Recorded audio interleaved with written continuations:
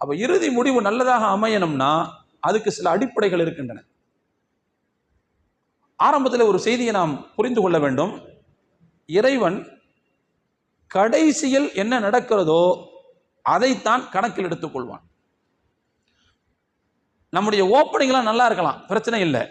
ஆனா பினிஷிங் சரியா இல்லைன்னு வச்சுக்கோங்க, அல்லாஹ் அதைத்தான் கணக்கில் எடுத்துக்கொள்வான். நாம் ஆரம்பத்தில் எப்படி நல்லவர்களாக இருந்தோம், ஆரம்பத்தில் நாம் எவ்வளவு யோக்கியமாக இருந்தோம் என்பது அதுவும் ஒரு முக்கியம்தான். ஆனால் நம்முடைய இறுதி முடிவு என்பது அதற்கு நேர் மாற்றமாக அமையும் போது இறைவன் இவன் ஆரம்பத்தில் நல்லவனா தான் இருந்தான் அப்படின்னு பார்க்க மாட்டான்.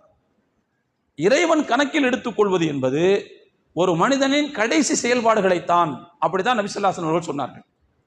இன்னமல் அமாலு பில் ஹவாத்தீம், செயல்கள் அனைத்தும் கணக்கில் கொள்ளப்படுவது என்பது இறுதியில் நடக்கின்ற விஷயங்களை பொறுத்துத்தான் என்று பெருமானார் ஸல்லல்லாஹு